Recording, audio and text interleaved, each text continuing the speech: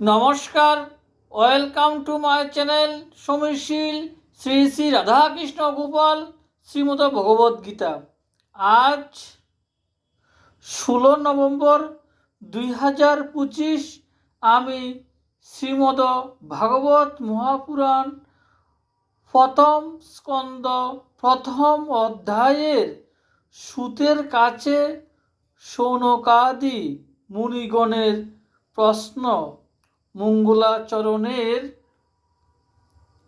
প্রথম শ্লোকের 45 পৃষ্ঠার কিছু অংশ পাঠ করছি। শ্রীমদ ভাগবত মহাপুরাণ কি জয়, শ্রী শ্রী রাধাকৃষ্ণ গোপাল শ্রীমদ ভগবত গীতা কি জয়। রাধে কৃষ্ণ, রাধে কৃষ্ণ, রাধে কৃষ্ণ। পূর্বাভাস। ভগবান বেদ ব্যাস সকল বেদের সার সংগ্রহ করার উদ্দেশ্যে মহাভারত প্রণয়ন করেছিলেন। তারপর তিনি বেদান্তের সার সংগ্রহের জন্য এবং দেবর্ষি নারদের উপদেশে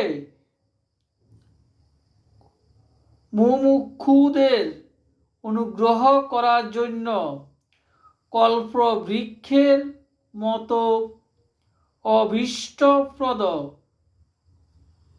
শ্রীমদ ভাগবত নামক মহাপুরাণ প্রণয়ন করতে প্রবৃত্ত হন।